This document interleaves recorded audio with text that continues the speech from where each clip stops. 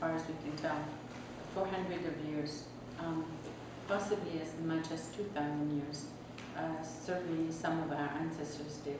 And, you know, we were brought by the Roman emperors, you know, as slaves from Jerusalem. And some communities actually started, for example, in Tunisia and the island of Jerba, they came since the destruction of the temple, and they built one of the most famous pilgrimage sites in the island of Jerba. So again, this was the indigenous populations of the area.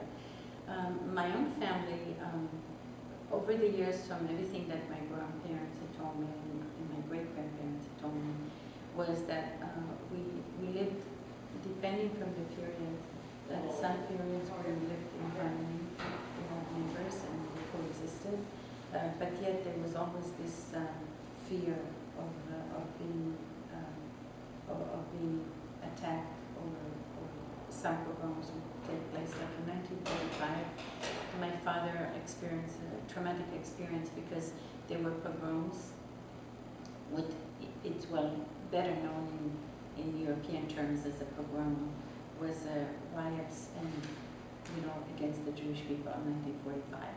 And a lot of Jewish people had been killed and their bodies were severed, and my father actually helped bury some of the bodies of some of his friends, which was very traumatic. And my mother ran off from one rooftop to another until a Christian neighbor actually took her in and saved her life. And then, so these things had been happening throughout the years. And of course, in 1967, again, the riots took place in Libya against the Jews because of the war was declared between Israel and five of its Arab neighbors. So again, we had riots and we had people burning Jewish property and so forth. But there were definitely areas and times where the Jewish community also was flourishing, and there was a culture that was flourishing there. There was we had the marriage ceremonies that were very colorful, like you see this picture, for example, that shows a typical henna ceremony in Yemen, which could have taken place in any of the Arab countries. We had what we call mimunas, specific festivals that were not known to the rest of the European Jewry, were typical of that region, of the Jewish people in North Africa. Yeah. And this is, I guess, another point that, you know, when people often think of Jews, they think of Jews as, well, white Europeans. But in fact, I guess the Jews of the Middle East had taken on much of the cultural sort of traditions and customs of the local population as well, and then contributed to that to those traditions.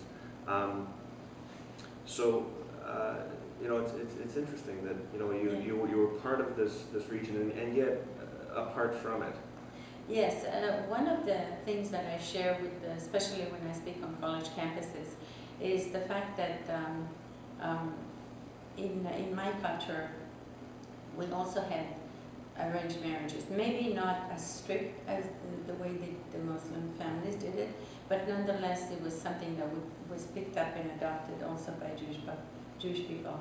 The fact that, for example, Muslim women don't have the freedom that, you know, in the Jewish families, it wasn't that the women didn't have freedom, but certainly not as much freedom as European Jewish women have had. Certainly not the level of education.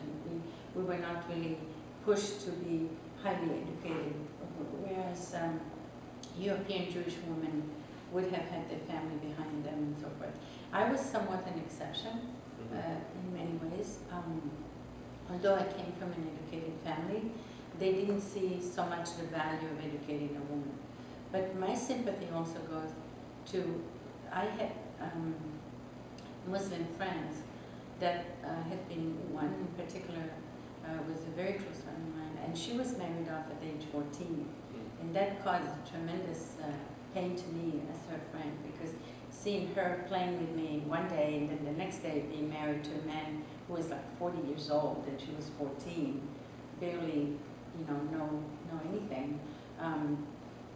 So one of the things I also do is speak out for the rights of Muslim women who have and actually are very much oppressed. I believe that the oppression and within the Arab culture itself really starts with the women.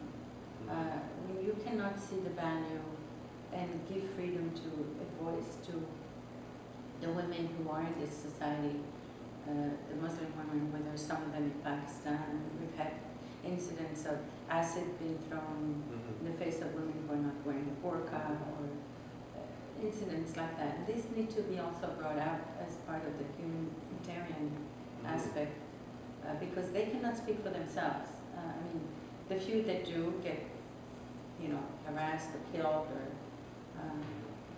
or certainly honor killing is another thing that we need to bring